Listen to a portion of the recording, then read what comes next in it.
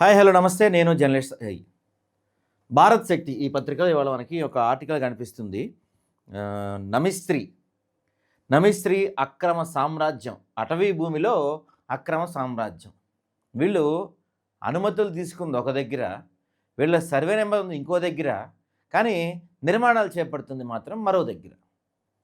వెళ్ళాల్సిన field visit officer వెళ్ళట్లేదు, forest officer పట్టించుకోవట్లేదు. వీళ్ళు అనుమతి తీసుకున్న దానికన్నా డబల్ కన్నా ఎక్కువ భూమిని ఆక్రమించేసి దాంట్లో నిర్మాణాలు చేపడుతూ ఉన్న అధికారులంతా నిమ్మకు నీరెత్తినట్టు వ్యవహరిస్తున్నారు. మరి ఎవరికి రావాల్సిన ముడుపులు వాళ్ళకు వచ్చేసాయనా? ప్రభుత్వ సంపదే కదా, ప్రజల సంపదే కదా, పోతే పోయిందిలే మనకెందుకు అనుకుంటున్నారా? రకరకాల కారణాలు ఉన్నాయి. ఎంత దారుణమైన అంశాలంటే, ఈ సంస్థకు సంబంధించిన వాళ్ళపైన ఎఫ్ఐఆర్ ఉన్నప్పటికీ కూడా వాళ్ళపైన ఎటువంటి యాక్షన్ లేదు ఇంతవరకు, వాళ్ళకి ఎటువంటి నోటీసులు లేవు ఇంతవరకు. అక్రమం అని తెలిసినా అది జరుగుతానే ఉంది. ఎవరు మరి ఈ అక్రమాన్ని సక్రమం చేసే ప్రయత్నం చేస్తున్నారు? ఈ అక్రమం వెనకుండి నడిపిస్తుంది ఎవరు? ప్రభుత్వానికి, అధికారులకి తెలియకుండానే జరుగుతుందా? తెలిసి కళ్ళు మూసుకుంటున్నారా? లేకపోతే డబ్బుల కట్టలతో కళ్ళు మూసేస్తున్నారా? ఏం జరుగుతుంది అసలు అక్కడ? ఇది ఎక్కడిది మనకి? అమాయకులను తడిగుడ్డతో గొంతుకొస్తున్న వైనం, 1000 కోట్ల సర్కార్ భూమి స్వాహ, పక్కా స్కెచ్తో కబ్జా పర్వం, అనుమతులు ఒక చోట, నిర్మాణాలు మరో చోట. ఇది ఆర్యా లీల. దీని ఈ వెంచర్ పేరు నమిశ్రీ ఆర్యా అనమాట. నాగోల్ బండ్లగూడలో జరుగుతున్న అవినీతి తంతు, సరూర్ నగర్ సబ్ రిజిస్ట్రేషన్లో ఆపాలి. Malkajgiri municipal commissioner Vinay Krishna Reddy, LB Nagar zonal commissioner Hemant Keshav Patil చర్యలు ఎక్కడ సార్ అని అడుగుతున్నారు. Malkajgiri municipal commissioner Vinay Krishna Reddy, LB Nagar zonal commissioner Hemant Keshav Patil. Sir మీకు తెలియదా ఇక్కడ జరుగుతున్నట్టు, అటవీ ప్రాంతాన్ని ఆక్రమించుకున్నట్టు? తెలిసి సైలెంట్గా ఉంటున్నారా? Nagole circle municipal town planning అధికారులు ముడుపుల మత్తులో నోటీస్ కూడా లేని పరిస్థితి.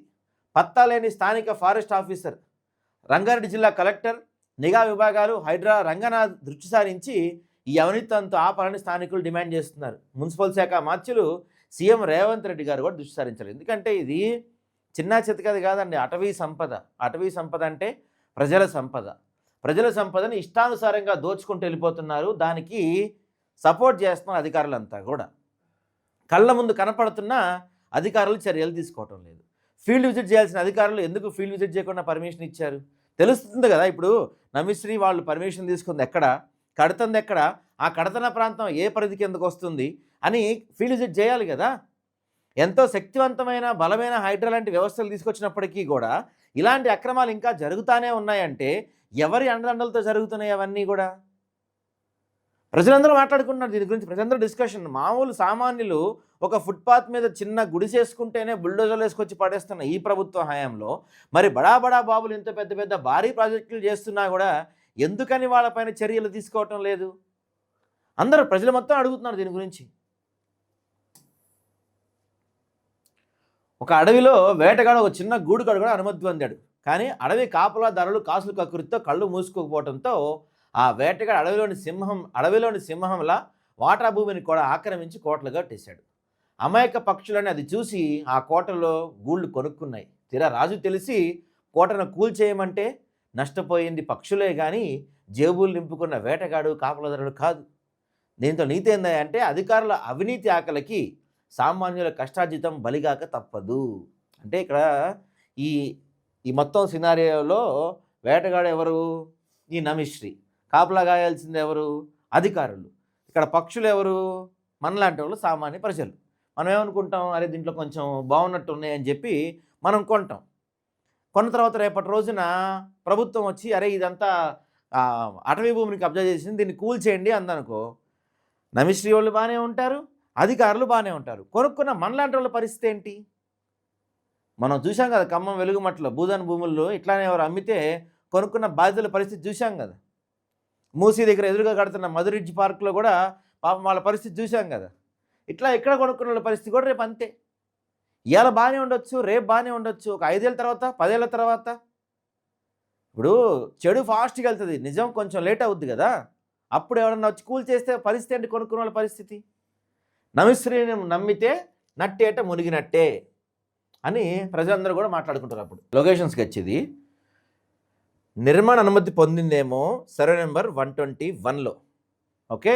కానీ 117/6 అటవీ భూమి, ఈ 122 కూడా అటవీ భూమి. వీళ్ళు పర్మిషన్ తీసుకుంది 121లో. 121 ఎంత మొత్తం 10 ఎకరాలు 13 గుంటల సర్వే నెంబర్ మొత్తం. కానీ వీళ్ళు దాంట్లో 2 ఎకరాలకి ఎంత పర్మిషన్ తీసుకున్నారు. పర్మిషన్ తీసుకుంది అక్కడ, కానీ కడుతుంది అక్కడ సర్వే నెంబర్ 117/6, 122. ఈ 2 చోట్ల దాదాపుగా 4 ఎకరాలు ఎంత ఆక్రమించినట్టున్నారు వీళ్ళు. ఇదిగో రెరా రిజిస్ట్రేషన్ నెంబర్ 0240006137 దీని ప్రకారం నమిస్త్రియా సంస్థ ఆర్యా ప్రాజెక్ట్ కోసం సర్వే నెంబర్ 121 అనుమతి పొందింది. కానీ గ్రౌండ్ రియాలిటీ చూస్తే విస్తుపోవాల్సిందే. అక్కడ ఉంది కేవలం 2 ఎకరాల 35 గుంటలు. అయితే పక్కనే ఉన్న సర్వే నెంబర్ 117/6కు చెందిన 4 ఎకరాల అటవీ భూమి, సర్వే నెంబర్ 122లో మరో 2 ఎకరాల ప్రభుత్వ భూమిని కబ్జా చేసి 2 ఎకరాలు వేశారు. అంటే మొత్తం మీద దాదాపుగా 6 ఎకరాల భూమిని లేపేశారండి. చక్కగా వీళ్ళు పర్మిషన్ తీసుకుంది ఎంత, 2 ఎకరాల 35 గుంటలకు పర్మిషన్ తీసుకున్నారు. కానీ లేపేసింది ఎంత, 6 ఎకరాలకు లేపేశారు వీళ్ళు. అనుమతులు పొందిన విస్తీర్ణం కంటే రెట్టింపు స్థాయిలో ఆక్రమణలు జరగడం వెనుక అధికారుల అండదండలు స్పష్టంగా కనిపిస్తున్నాయి. అధికారులు లేకపోతే జరగదు ఇదంతా కూడా. అధికారుల అండదండ 100% ఉంటుంది. ఏడీ స్కెచ్ని మింగేసిన అవినీతి తిమింగలాలు. ఏడీ శ్రీనివాసులు కదా ఇక్కడ. ఏడీ శ్రీనివాసులు ఇచ్చిన రెవెన్యూ స్కెచ్ల నిర్మాణాలు అటవీ భూమిలో జరుగుతున్నాయని తేట తెల్లమవుతుంది. మరి ఫారెస్ట్ అధికారులు ఎందుకు మౌనంగా ఉన్నారు?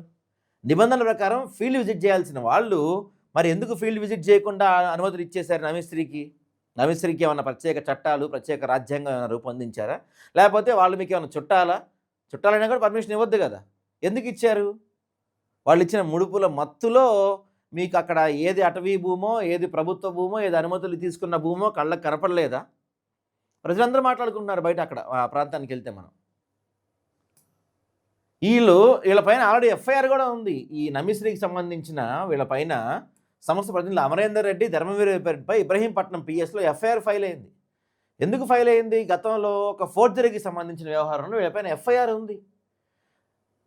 ఇక్కడ రియల్టర్లు అక్కడ చకచకా సాగిపోతున్నాయి. పోలీసులకు దొరికినా, అధికారులకు ఆధారాలు ఇచ్చినా పనులు ఆగిపోవటం వెనుకొన్న అదృశ్యహస్తం ఎవరిది?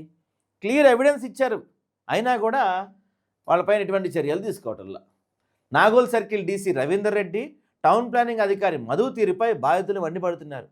ఫిర్యాదులు అందినా సరే మాకు సంబంధం లేదు, హెచ్ఎండీని అడగండి అంటూ తప్పించుకోవటం ముమ్మాటికి బాధ్యత రాహిత్యమే. క్షేత్రస్థాయిలో అక్రమాలు అడ్డుకోవాల్సిన లోకల్ బాడీ అధికారులు ముడుపుల కోసం కళ్ళు మూసుకున్న ఆరోపణలు బలంగా వినపడుతున్నాయి. ప్రాజెక్ట్ అక్రమమైన ఆధారాలతో వార్తా కథనాలు వస్తున్నా, ఫిర్యాదు వెలువెత్తున్నా సరూర్ నగర్ సబ్ రిజిస్టర్ కార్యాలయంలో రిజిస్ట్రేషన్లు ఆపకపోవటం విస్మయానికి గురి చేస్తుంది.